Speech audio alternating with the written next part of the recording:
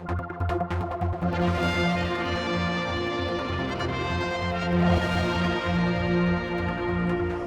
we're outside the Villa Marina, and as you know, I'm sure by now, it's 100 years old. We've got an item on MTTV when we went back through the archives. We might even float a few pictures during our interview with Maddrell, who's the manager here.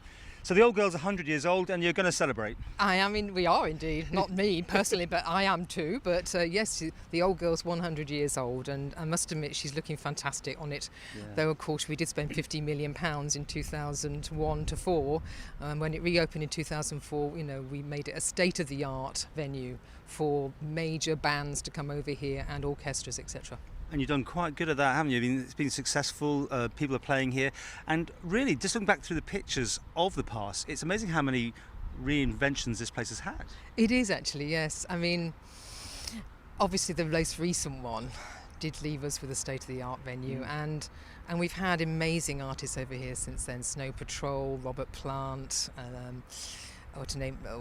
beautiful Blondie, Blondie. Oh, let's not forget Blondie. That was recently. Yeah. You've got an exhibition on anyway upstairs. We can see these detailing the history. That's right. Yes. Basically, they're information panels taking you through the entire journey through the last century, and it takes you from the building, tells you a bit about the building of it. When it was first built, it was the largest unsupported dome in Europe, so it was quite innovative in its building techniques. So that was very interesting, and then it obviously takes you into the first 10 years of its life, and into the First World War, which had a big impact on it.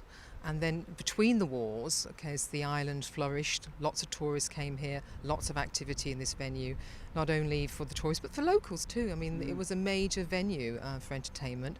And then, of course, Second World War hit us. But moving on swiftly into the 40s and 50s, in the late 40s, Joe Loss was a major name associated with the venue. And the 50s were an incredibly wonderful time on the island. I loved it when it was all lit up in neon, and it all looked very great in those days when lighting buildings wasn't as big as it is today. Yes, yeah. It looked very grand, didn't it? Yes, it did. It is a grand building. It is a grand building. building. Now, you've got an event on next week to celebrate, I believe. Yes, we have. A week on Friday, we've got an amazing gala centenary concert with soloists like Christine Sutcliffe, Karen Elliott, Mandy Griffin, Graham Crowe, Ernie Thorne. Amazing array. And the course led by the Isle of Man Symphony Orchestra, conducted by Maurice Powell. And the whole thing is introduced by Charles Gard. And it's an eclectic range of music, and each piece of music has been selected because it's connected to the venue in some kind of way. So it'll be a piece that, for example, the overture that starts, it was the overture that was first played at the first concert ever in this building. And it goes on that each piece of music is connected, and Charles will be telling you how.